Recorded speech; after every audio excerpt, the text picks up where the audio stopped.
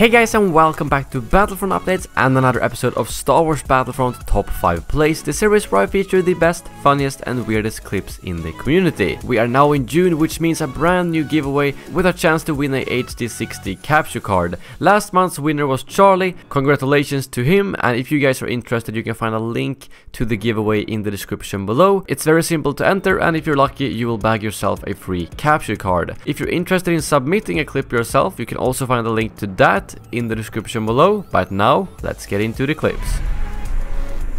Starting off at the number 5 spot, we have a clip from Under the Fridge 87, who is trying to do a long shot on an AT-ST with the ion grenade. So he throws it in a pretty big arc, and then a TIE interceptor actually flies straight into the ion grenade, and I think he was probably not expecting that, especially considering how low down this TIE interceptor was flying. So a very lucky and also pretty cool clip by Under the Fridge 87. Moving on, we have a clip from Liam O, who is also facing off against some pesky TIE interceptors, but in this case he's actually intentionally trying to take them down. So he gets annoyed by them constantly pestering his team, killing them over and over when they spawn, so he gets into the dish turret and takes out both of them with two very accurate shots. The second one being quite far away to say the least, but he really does show that there are a lot of good means to counter vehicles with.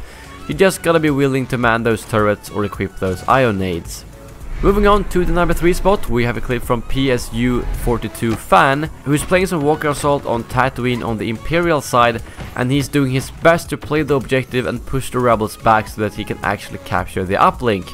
And for some reason he decides to go in with melee only, although he does have a weapon, and he successfully smacks down 6 people in a row at the same time as he disables the uplink, which is quite impressive. I'm really surprised he didn't get killed himself by melee, considering that's usually what happens when I engage in a battle with more than one enemy.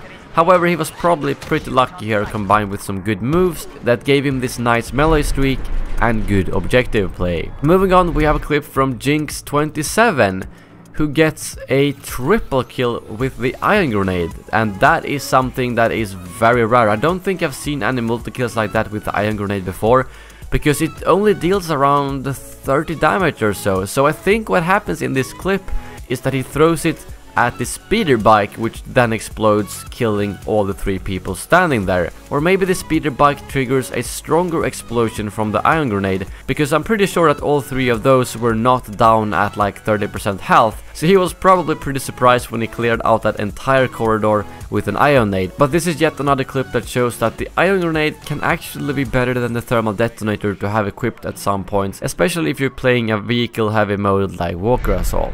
Moving on to the number 1 spot, we have a clip from Ersan, which I thought was very impressive, because he's using the A180 on Tatooine, and he's trying to snipe some people with the sniper mode, and all of a sudden he starts aiming at something else, and then he fires, and boom!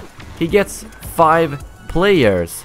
I honestly didn't think he did that on purpose at first, because I wasn't watching on full screen, so I thought he was just super lucky there. But if you scale it up to full screen, you can actually see a very small black dot that he somehow spotted when he was playing. So instead of shooting the enemies, he actually snipes a proximity bomb across the entire map, giving him a 5-man multi-kill.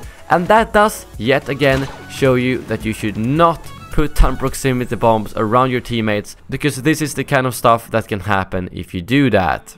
But that is all for this episode. As always, a big thank you to Elgato Gaming for sponsoring this series. If you're interested in their capture cards, you can find a link to the products in the description below, and you can also enter the giveaway to win a capture card for free. Thank you very much for watching, and as always, may the Force be with you.